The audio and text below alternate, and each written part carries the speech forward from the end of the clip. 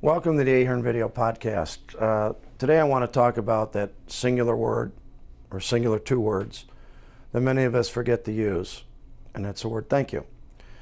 I've developed many sales and marketing programs. We've done a lot of operational assessment work. Of course, we've been involved in a lot of transactions that have closed to both parties' benefits. But one of the things I've noticed, and maybe it's because I'm of that baby boomer age, but when people reach out, when people do something that's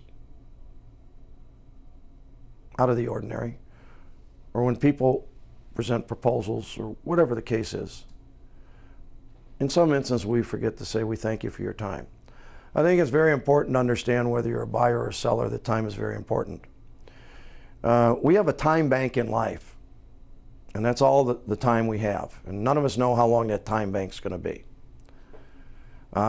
Once you exert or spend some of that time bank, it's gone forever and it's never going to come back.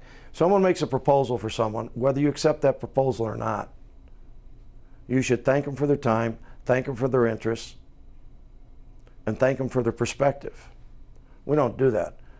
If you're a buyer, you assume, well, all these people are coming to me and blah, blah, blah, blah, blah. And let me tell you the reality of the situation. You do a lot of work and you get no reward, and you've gotten a benefit because maybe through each person you've learned something new. Say thank you. It doesn't hurt. It doesn't cost anything. But what it does do is it transcends that you're not at this level and people are down at this level. In my consulting practice, I tell everybody, we get up the same way every morning. We put our pants on one leg at a time. If you start believing you're better than other people, that's when you get into trouble. For businesses that want to grow, for businesses that want to expand, for businesses that want to improve their bottom line, it's not just about money. If someone does a good job and they're an employee, thank them. Someone goes over and above what you anticipated, thank them.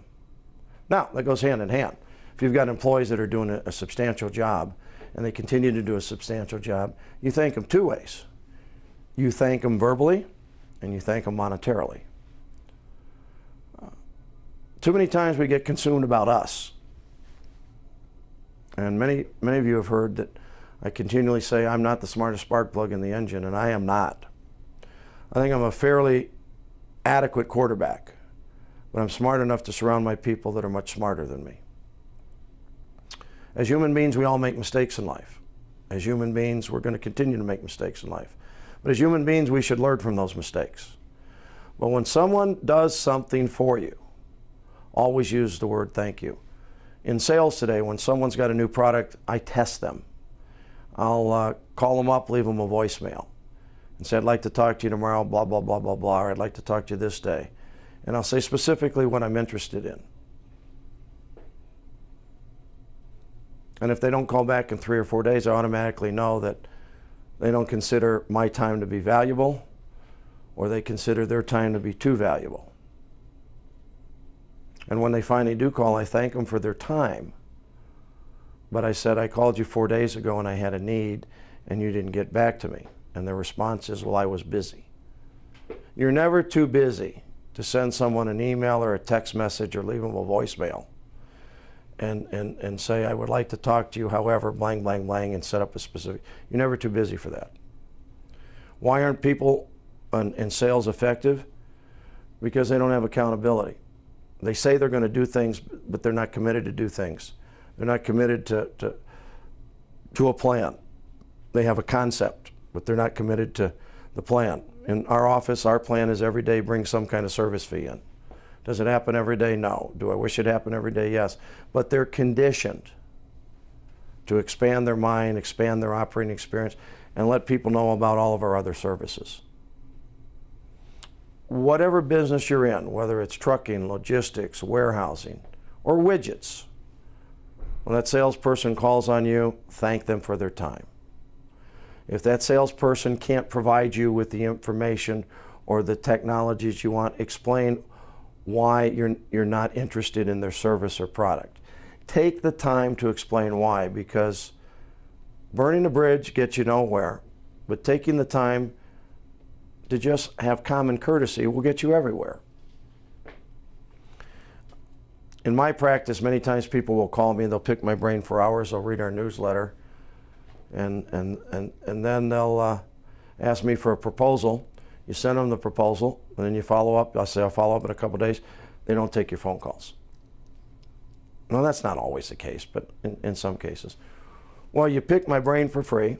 The least you have to do is give me the common courtesy. It's the same in any business. Recently, I got a contribution to the St. Mary's Food Bank, and it was from a reader, and they posted a little note on the check. Thank you for your weekly advice. It's greatly appreciated. Now that sends a statement. I immediately send a thank you note. Every time I get a contribution for the food bank, a thank you note goes out immediately. I take all of my calls. Sometimes when I'm stacked up, I have my office manager take my calls, or I have them put them in the voicemail, but eventually I try and return all calls. There's nobody that's too busy to just pick up the phone and say thank you, but I'm not interested, or thank you, but, and explain your process. I hope that 2015 you do planning. I hope 2015 is a very prosperous year for you. I hope that if you're not where you need to be, then you set a plan to accomplish your goals and objectives. If you don't know how to, then go get some help. A lot of times my readers will say, well, why don't you promote your business more? Well, the podcast itself is a promotion of business. We talk about issues that are very important. But I recognize that if someone needs help, they're going to pick up the phone and call us. We don't have to try and convince them that they should hire us. It's a conscious decision that every person must make. In sales, particularly my training program, some salespeople get upset if someone says something derogatory about them. You got to be thick-skinned. Not everybody's going to like you. Particularly if you're successful, some people are not going to like you. But ultimately, what you have to be concerned about is, what do your customers say about you? What do your friends say about you? What does your family say about you? Because those are the intrinsic values that will stay with you forever, even after you pass on. So until next time, thank you for attending the podcast.